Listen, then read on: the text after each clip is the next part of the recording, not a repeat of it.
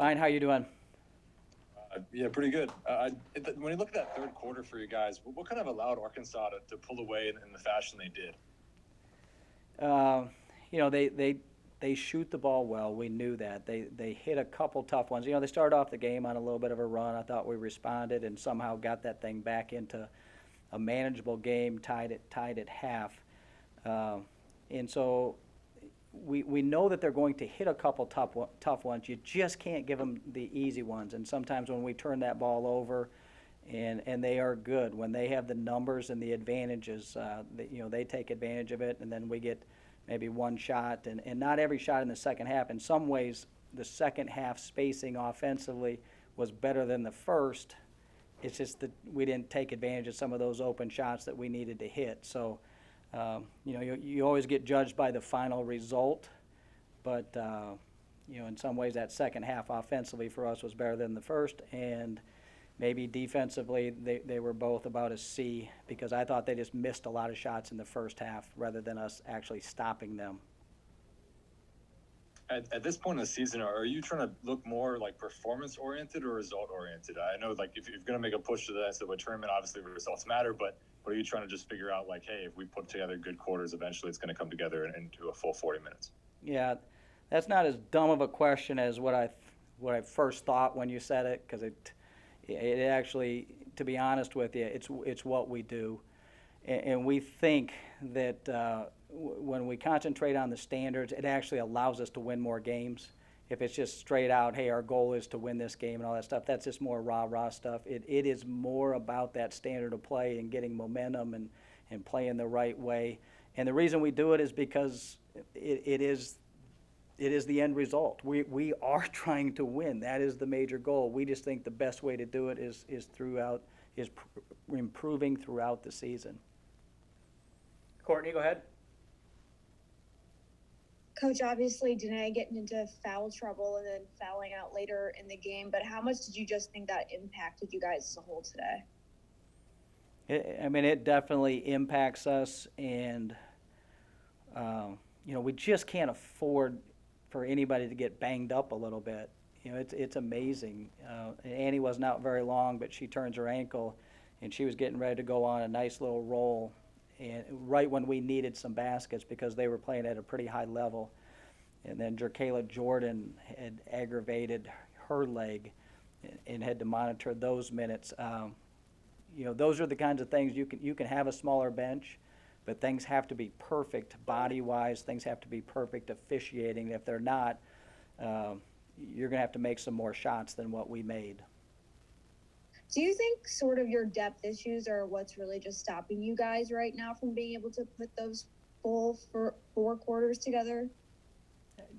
Sometimes, but sometimes it's a little bit of execution.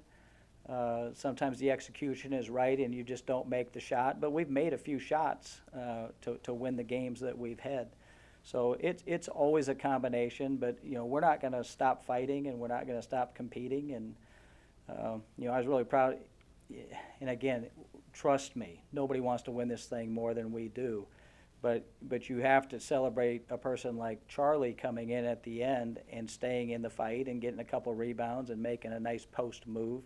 And I don't ever want to hear anybody say those are meaningless minutes.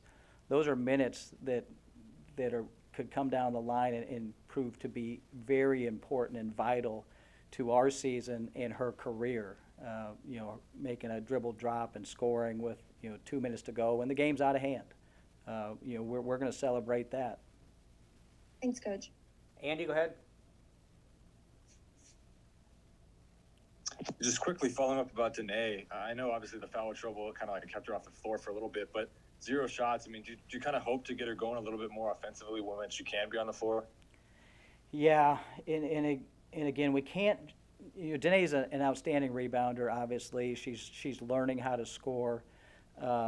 But what happens a lot if she's just down there all by herself, we need one more person, probably 2 more people down there battling so she can grab them, because otherwise you just isolate on one person blocking out. And I thought that happened a little bit too much, but some of that might have been my fault because of our our ineptitude with our conversion defense versus our last game, and then these guys run as well as anybody in the conference. So we wanted to make sure we got people back, but that doesn't help out Danae when she's the only one rebounding.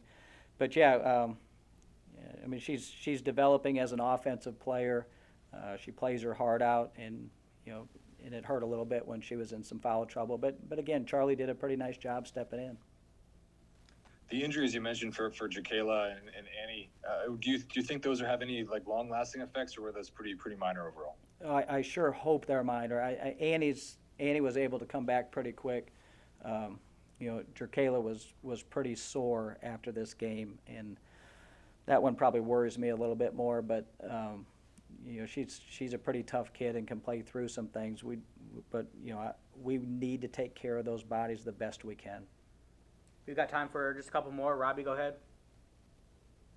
Yeah, Coach, I was going to ask about Charlie. I mean, she hasn't gotten a ton of minutes, and Danae's kind of manned that spot. But how have you seen her kind of develop over the time that you've spent with her, and how big do you feel like this performance was for her to just get some confidence and get some extended minutes today? I hope it's big, because when I first got here in August or September, whenever it was, she couldn't catch a ball. Like, she was afraid of her shadow. And I'm not saying she's a world beater right now, but she's made tremendous strides with her game and going after a ball. Even in that Georgia game, we put her in at a tough time, and she grabbed a couple balls and got after some loose balls, changed the complexion of that game a little bit late in that first half. So, I hope these little successes within failures, we're able to build Charlie's game up to be a good backup for Danae.